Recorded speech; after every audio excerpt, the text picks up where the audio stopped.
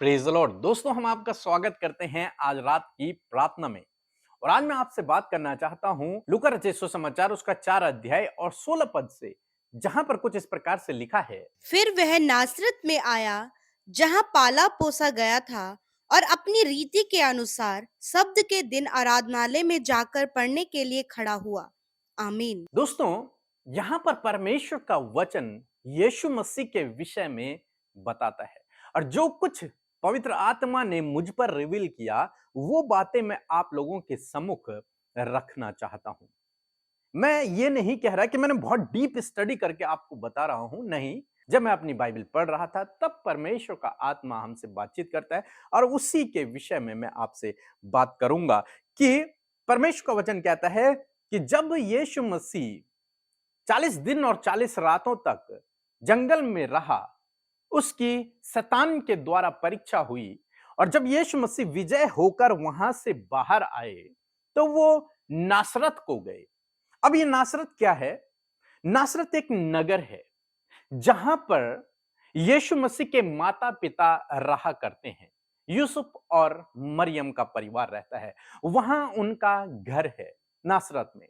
और यीशु मसीह इसी नासरत नगर में यहीं वे पाले पोसे गए, यहीं उनका जीवन का मैक्सिमम टाइम बीता। मींस इस समय यीशु मसीह लगभग 30 साल के हैं, और इस 30 सालों में यीशु मसीह यहीं रहे अपनी माता पिता के साथ में, और अपने पिता की मदद करते रहे। लिखा है कि यीशु मसीह नासरत में गए, अपने घर गए, अपने उसी स्थान में गए।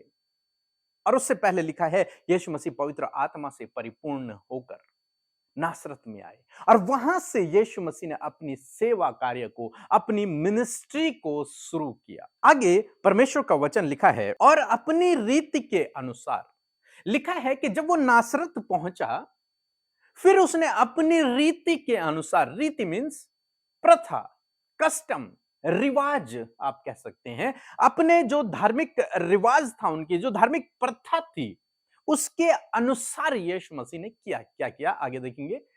लेकिन अपनी प्रथा के अनुसार, जो उसके माता पिता किया करते थे, या फिर उनके पूरा घराना किया करता था, या फिर यहूदी समाज किया करता था, काफी लंबे समय से वो लोग इस प्रथा को पूरा कर रहे थे, इस रिवाज को पूरा कर रहे थे। और वो रिवाज क्या था? लिखा है कि अपनी रीति के अनुसार सप्त के दिन आराधनालय में, सप्त के दिन यीशु मसीह अपनी रीति के अनुसार शब्द के दिन कहां गए?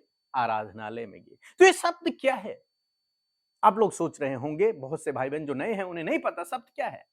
तो शब्द का दिन है जब ये परमेश्वर ने, उत्पत्ति किताब पहला अध्याय आप पढ़ेंगे, जब परमेश्वर ने सृष्टि का निर्माण किया, जब परमेश्वर ने पूरी सृष्टि को बना दिया, तो 7वें दिन परमेश्वर ने विश्राम किया।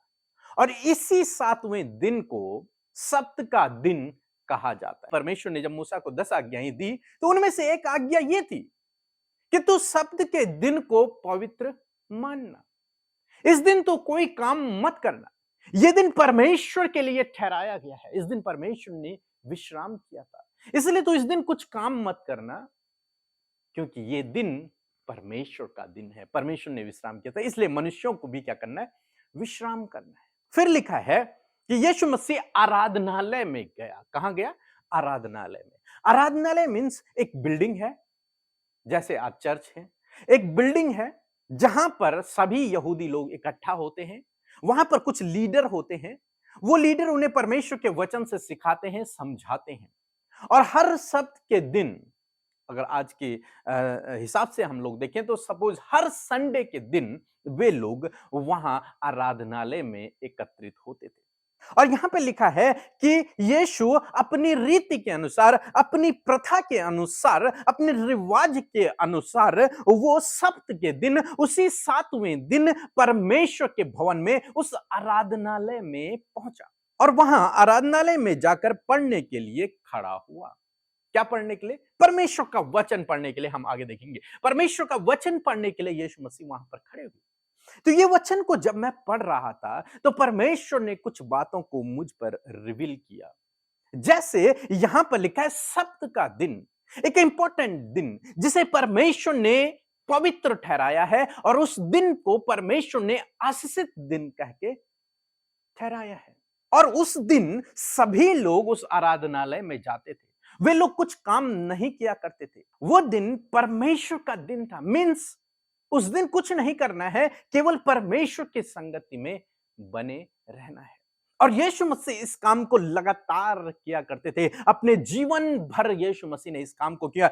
यीशु मसीह हर सप्त के दिन आराधनालय में होते थे और आराधनालय में परमेश्वर के वचन को सुनते थे, परमेश्वर के वचन को पढ़ते थे। जब मैं इस बात को पढ़ रहा था, तब परमेश्वर का वचन मुझसे बात करने लगा कि हमें भी रेगुलर हर संडे चर्च जाना है, संगति में जाना है। यीशु मसीह भी जाया करते थे, हमें भी जाना है, आज्ञा भी है और परमेश्वर ने विश्राम दिन को पवित्र ठहराया। तो इसलिए परमेश्वर का वचन आज आपको और मुझसे उत्साहित करता है कि हम हर संडे चर्च को जाएं। लेकिन हमें से बहुत से भाई बहन हैं जो सोचते हैं कि हमारे पास समय नहीं है, चर्च जाने के लिए समय नहीं है, संगति में बैठने के लिए समय नहीं है। लेकिन परमेश्वर का वचन कहता है कि उस दिन तू कुछ काम मत करना, केवल एक काम करना, परमेश्वर की संगति में बैठना। अब बहुत सारे भाई बहन कहते हैं कि हमारे पास्टर ठीक नहीं है, हमारे चर्च के लोग सही नहीं है, हमारी उनके साथ में नहीं बनती, हमें उनका वचन समझ नहीं आता। बहुत सी बातें मन में उत्पन्न होती हैं। तो मैं आपको कहूंगा कि आप किसी व्यक्ति के लिए नहीं जा रहे हैं, आप परमेश्वर के लिए जा रहे हैं। पहली बात। दूसरी बात, यदि आपको वहां पर समझ नहीं आ रहा तो आप अपना चर्च चेंज कर लीजिए, आप दूसरी जगह जा सकते हैं। लेकिन आपको जाना जरूरी है। आपको हर संडे संगति में रहना जरूरी है, परमेश्वर की संगति में रहना जरूरी है। यीशु मसीह हर सप्ताह के दिन आराधनालय में जाया करते थे। इसलिए आप और मेरा ये कर्तव्य है कि हम परमेश्वर प्रभु यीशु मसीह को फॉलो करें, उसका अनुसरण करें और जैसा वो आराधनालय जाया करते थे उसी प्रकार से आप और मैं भी रोज आराधनालय को जाएं, उस चर्च को जाएं, उस संगति में जाएं, उस सभा में जाएं जहां पर परमेश्वर के लोग एकत्रित होते हैं और उसकी आराधना और उसकी महिमा को करते हैं। तो ये परमेश्वर ने आपके और मेरे लिए ठहराया है सप्त का दिन, विश्राम दिन, जिसे हम आज संडे भी कहते हैं कि संडे का दिन, जिस दिन छुट्टी होती है, जिस दिन सब लोग आराम करते हैं, जिस दिन आपका चर्च लगता है, जिस दिन आपकी संगति लगती है, उस दिन अपने सारे काम को छोड़कर आप परमेश्वर के भवन में जाएं। हाँ, आप और काम भी कर सकते हैं, मैं मना नहीं कर रहा हूं, लेकिन फर्स्ट पहला स्थान आपको प्रभु को देना है। पहले आप प्रभु के पास जाएं, पहले उसकी आराधना करें, पहले उसकी महिमा करें जिसने आपको एक दिन दिया है। ये परमेश्वर ने ठहराया है। ये सरकार ने नहीं ठहराया कि संडे को छुट्टी होगी। ये सरकार ने नहीं ठहराया कि हफ्ते में एक दिन छुट्टी होगी। नहीं, ये परमेश्वर ने ठहराया है। उत्पत्ति की पहली किताब, पहला चैप्टर ये हमें इस बात को बताता है, पहला दूसरा चैप्टर हमें इस बात को बताता है कि परमेश्वर ने 6 दिन काम किया और 7वें दिन विश्राम किया। परमेश्वर ने वो 7वां दिन ठहराया है, इसलिए उसको आपको और मुझे भी मानना है। हमें 7वें दिन, हफ्ते में एक दिन विश्राम करना है। यह नहीं कि विश्राम का मतलब हम सो जाएं या फिर घूमने चले जाएं, शॉपिंग करने चले जाएं। उस दिन हमें परमेश्वर की संगति में रहना है। उस दिन हमें अपने जीवन में परमेश्वर को पहला स्थान देना है। आप संगति से आने के बाद आप घूमने जा सकते हैं, आप अपने काम कर सकते हैं, आप शॉपिंग, आप जो मन में आए आप कर सकते हैं, लेकिन पहला स्थान आपको प्रभु को देना है, क्योंकि यीशु मसीह ने ये किया, वो हमें भी करना है। परमेश्वर की आज्ञा को हमें भी पूरा करना है। यीशु मसीह हमारे एक रोल मॉडल हैं, वही उनको हमें फॉलो करना है। और बाइबल कहती है कि परमेश्वर ने विश्राम दिन को आशीष दी है। जब आप उसके विश्राम में प्रवेश करते हैं, प्रभु आपको आशीषित करते हैं। सो दोस्तों, मैं आशा करता हूं कि आपकी समझ आया होगा कि विश्राम दिन यानी कि संडे यानी कि संगति आपके और मेरे लिए कितनी इंपॉर्टेंट है, कितना महत्व रखती है। और यीशु मसीह इस काम को पूरे जीवन भर करते रहे, पूरे जीवन भर। अनेकों बार लिखा है कि यीशु मसीह आराधनालय में है, और यहां पर लिखा है कि अपनी रीति के अनुसार, मीन्स वो बचपन से ही आराधनालय में जाकर परमेश्वर की संगति में बैठा करते थे, वहां परमेश्वर के वचन को सुना करते थे। सो दोस्तों, मैं आशा करता हूं कि आप समझ गए होंगे। इसलिए आप अपने मन में ये डिसीजन लें कि आप हर संडे परमेश्वर की संगति में जाएंगे। परमेश्वर की संगति में जाएंगे। आप कहीं भी जाइए, लेकिन आप जाएं जरूर। परमेश्वर की संगति में जरूर जाएं, क्योंकि ये विश्राम दिन है। इस दिन सोने का दिन नहीं है, इस दिन घूमने का दिन नहीं है। ये परमेश्वर का दिन है, उसकी करीबी में रहने का दिन है। सो प्रभु आपको इस वचन के द्वारा बहुतायत से आशीष दे। आमीन। सबको जय मसीह की। मैं हिमाचल से जमुना देवी बोल रही हूँ। मेरी पहली गवाही है। मेरे बेटे टेस्ट दे रहा था कंपनी में, तो मैंने प्रेयर रिक्वेस्ट भेजी थी पीके ब्रदर को और अपनी सिस्टर को, तो उन्होंने डाउनलोड करके मेरे को भेजी और मैंने उसको सुना। तो प्रभु ने मेरे बेटे के जीवन में कार्य किया और बेटा जॉब से ब्लेस हो चुका है। धन्यवाद। और दूसरी गवाही है कि मेरी भाभी के बच्चादानी में कैंसर था, तो मैंने उन फिर प्रेयर रिक्वेस्ट व्हाट्सएप पे भेजी, मेरी भाभी को ये प्रॉब्लम हो चुकी है। तो फिर इन्होंने डाउनलोड करके मेरे को वॉइस मैसेज भेजा, तो मैंने उसको रिसीव किया, सुना, और मेरी भाभी का ऑपरेशन हो चुका है और उसे बच्चेदानी में रसौली निकली, अभी वो चंगी हो चुकी है। प्रभु का बहुत बहुत धन्यवाद। तीसरी गवाही है भी हमारे मियां बीबी में थोड़ी सी बात पे तो मैं हो गई और मैंने प्रेयर रिक्वेस्ट भेजी और प्रभु ने हमारे जीवन में बहुत बड़ा काम किया और दोनों मियां बीबी में अच्छी से बन रही। इसके लिए बहुत बहुत धन्यवाद पीके ब्रदर का और अमृता सिस्टर का। धन्यवाद प्रभु।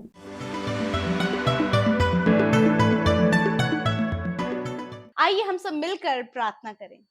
धन्यवाद धन्यवाद धन्यवाद करते हैं प्यारे पिता, हम आपका आदर और सम्मान करते हैं, आपकी तारीफ करते, जय जयकार करते परमेश्वर, क्योंकि मेरे प्रभु आप इसके योग्य हैं। आप बहुत अच्छे और भले पिता हैं, आप हमसे प्यार करते हैं प्रभु, और आपने हमारे जीवन में परमेश्वर पिता हमें एक ओहदा दिया है प्रभु, अपना बेटा और बेटी होने का। खुदावन मैं धन्यवाद देती हूँ प्रभु कि आप हमारी प्रार्थनाओं को सुनकर उसका उत्तर हमेशा देते हैं, और आज जितने भी लोग हमारे साथ प्रार्थना में शामिल हैं उनकी प्रार्थना का उत्तर देने के लिए आप रेडी हैं खुदावन। मैं धन्यवाद करती हूँ आज हर एक जन प्रभु संपूर्ण समर्पण के साथ में प्रभु आपकी उपस्थिति में बैठकर अपनी बातों को परमेश्वर आपसे कह सके। प्यारे खुदा, जो वो बात किसी से नहीं कह सकते वो बात प्रभु तुझसे खुलकर कह सके। तेरा वचन कहता है कि मेरे कान तुम्हारी प्रार्थनाओं की ओर लगे रहते हैं। थैंक यू फादर लॉर्ड, मैं धन्यवाद देती हूँ। इस समय एक एक जन को आप ब्लेस करे। पवित्र आत्मा आपकी उपस्थिति को मांगते हैं, आपकी प्रेजेंस को परमेश्वर प्रभु हमारे साथ में चाहते हैं पिता। धन्यवाद आपके वायदे के अनुसार, आपका वचन जो कहता है प्रभु, जहां 2 या 3 मेरे नाम से एकत्रित होते मैं उनके मध्य में उपस्थित हूं। मैं धन्यवाद देती हूँ आपकी उपस्थिति के लिए, आपकी प्रेजेंस के लिए खुदा। हर एक जन प्रभु जो प्रभु देश विदेशों से प्रभु जी हमारे साथ मिलकर इस प्रार्थनाओं में शामिल है प्रभु, जहां कहीं से प्रभु आपके लोग इस प्रार्थना को सुन रहे खुदा, यीशु मसीह वहीं उनके साथ में प्रभु तेरी उपस्थिति हो, वही पवित्र आत्मा उन्हें जुम्बिस करे, वही वो पवित्र आत्मा के अभिषेक से भर जाए। प्यारे खुदावन थैंक यू फादर, हम अपने आप को शून्य करते खुदा, आप बढ़े, आपका नाम बढ़े, आपका राज्य बढ़े प्रभु, ऐसी दुआ करते खुदा। धन्यवाद देते हैं आज की शाम में प्रभु हम सब के आत्मिक भोजन के लिए प्रभु, आपके वचन के लिए आपका धन्यवाद कि आप अपने वचन से प्रभु हर दिन प्रभु हम इस मसीह सफर में किस प्रकार आगे बढ़े प्रभु, आपका वचन हमें इस बात को सिखा रहा है कि ऐसा हमारा लाइफस्टाइल हो, क्या हम अपने जीवन में करें प्रभु, आपके वचन ने हमें बताया परमेश्वर। धन्यवाद देते हैं प्रभु कि प्रभु आपने शब्द के दिन की वैल्यू को परमेश्वर हमें बताया प्रभु। मैं धन्यवाद करती हूँ प्रभु, जिस प्रकार प्रभु आपने आत्मा से परिपूर्ण होकर नासरत में आप गए, वहां पर जहां पर आप पाले पोसे गए और रीति के अनुसार आराधनालय में जाकर आप वचन को अध्ययन करते, उसी प्रकार प्रभु आपका वचन कहता है कि जैसा मैं करता हूं तुम भी वैसा ही करो। प्रभु यीशु आपसे प्रार्थना है, हम सब प्रभु जो तेरे नाम पर विश्वास करते, तेरे बेटे बेटियां हैं परमेश्वर प्रभु, हर एक जन प्रभु विश्राम दिन को, शब्द के दिन को परमेश्वर पिता पवित्र जानने पाए पिता, वो आशीषों का दिन जानने पाए प्रभु, और हर एक जन प्रभु संगति में, फेलोशिप में प्रभु उस दिन में प्रभु शामिल हो सके पिता। यदि आज बहुत से लोग हैं प्रभु जो प्रभु संडे वर्शिप, संडे संगति में जाना नहीं जाते हैं प्रभु, उनके पास समय नहीं है प्रभु, उनके पास बहुत सी रुकावटें हैं, परंतु पिता मैं आपसे प्रार्थना करती हूँ यीशु नासरी के नाम से आप उनके लिए रास्ते तैयार करें। यीशु के नाम से हम कहते हैं उनके लिए रास्ते तैयार होने पाए प्रभु, तेरी संगति में प्रभु, संडे वर्शिप में खुदावन तेरे लोग शामिल हो सके, ताकि प्रभु विश्राम दिन के पीछे जो आशीषें, जो ब्लेसिंग परमेश्वर प्रभु आपने रखी है खुदावन, वो ब्लेसिंग्स वो अपने जीवन में रिसीव कर सके खुदा। ऐसी दुआ, ऐसी विनती प्रभु हम आपके बेटे बेटियों के लिए मांगते हैं। यदि प्रभु बहुत से ऐसे इशू हैं प्रभु, जब वो लोगों को देखकर, प्रभु अगुओं को देखकर, और बहुत से ऐसे लोग जिनके द्वारा उन्हें ठोकर ले गई, हर्ट हुए हैं प्रभु, उन्हें देखकर कलीसिया नहीं जाने चाहते हैं प्रभु, वरन प्रभु तेरा आत्मा प्रभु उनके घावों को धोए परमेश्वर, उनके मन के उन गलत विचारों को दूर कर, और प्रभु कलीसिया जाने के लिए प्रभु, तेरी संगति में बने रहने के लिए प्रभु, विश्राम दिन को पवित्र जानने के लिए प्रभु तेरा आत्मा उन्हें उत्साहित करे। ऐसी प्रार्थना हम इनके लिए करते हैं प्रभु। ये आपकी आज्ञा है प्रभु, आपने स्वयं इस बात को किया प्रभु, आप हमें भी इस बात के लिए उत्साहित करते हैं। ये आपकी आज्ञा, आपकी आज्ञा को मानने के लिए प्रभु आप हमारी सहायता और मदद करें। धन्यवाद करते हैं इस समय परमेश्वर पिता, जितने भाई बहन प्रभु उनके कामों में रुकावटें हैं, प्रॉब्लम्स हैं, बहुत ज्यादा दिक्कतें और परेशानियां हैं प्रभु जी, जब जॉब नहीं लग पा रही है, बहुत सी ऐसी बाधाएं प्रभु अपने जीवन में, फैमिली में, बच्चों की लाइफ में, और भी शादी होने में, मैरिज होने में रुकावटें हैं प्रभु, बच्चे होने में रुकावटें हैं प्रभु। यीशु के नाम से हम रुकावटों को कहते हैं, निकल जाओ इनके रास्तों को छोड़कर, हर एक रुकावट निकल जाए यीशु नासरी के नाम से। हम आज्ञा देते हैं हर प्रकार की रुकावट को दूर हो यीशु नासरी के नाम से, इन भाई बहनों के जीवन से दूर हो जाओ यीशु के नाम से। थैंक यू फादर, हर एक रुकावटें, बाधाओं को आपने दूर किया यीशु, आपका धन्यवाद करते हैं।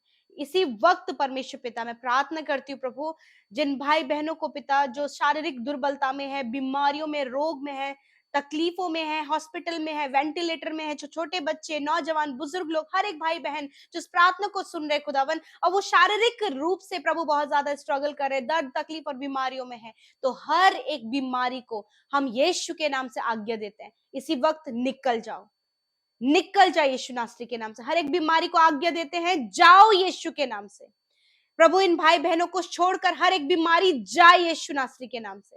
थैंक यू फादर, सर से लेकर पैरों तक, अंदरूनी बाहरी हर एक अंग यीशु के नाम से चंगा हो जाए। छोटे बच्चों के ऑर्गन्स हील होने पाए, सर से लेकर पैरों तक वो चंगे होने पाए, नौजवान यीशु के नाम से चंगे होने पाए।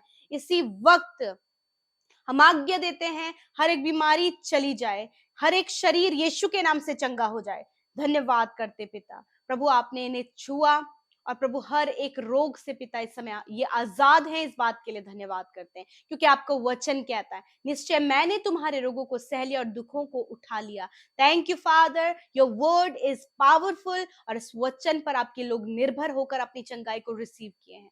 थैंक यू यीशु, आपका धन्यवाद। हर एक बीमारी चली गई है, आपका धन्यवाद करते हैं, धन्यवाद देते हैं प्रभु। आज रात में प्रभु जी आप अपने लोगों की चिंताओं को, जो वो अभी चिंता में है, तकलीफ में है, बहुत सोच विचार में है, व्याकुल उनका मन है, इसी वक्त इन सारी बातों को दूर करते यीशु के नाम से। हर एक चिंता, व्याकुलता, परेशानी, स्ट्रेस, तनाव, दुख यीशु के नाम से दूर करते हैं इसी वक्त, यीशु नासरी के नाम से। थैंक यू फादर, आपने आजाद किया। इस समय जितने लोग दुष्ट आत्मा में ग्रसित है, यीशु के नाम से दुष्ट आत्मा को आज्ञा देते हैं, निकलो यीशु नासरी के नाम से, इसी वक्त निकल जाओ। हर प्रकार के दुष्ट के कार्य दूर हो यीशु नासरी के नाम से, जाओ यीशु नासरी के नाम से।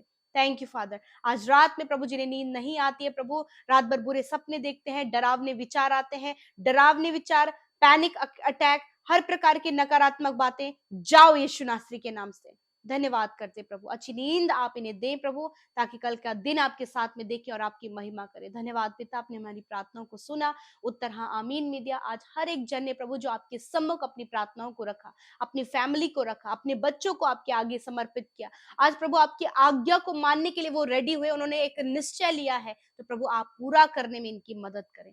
धन्यवाद देते हैं प्रभु, हर एक कर्जे यीशु के नाम से चले जाएं, फाइनेंशियल प्रॉब्लम यीशु के नाम से निकल कर जाएं इसी वक्त। प्रभु यीशु अपने महिमामय धन से आप इनके लिए पूरा करें।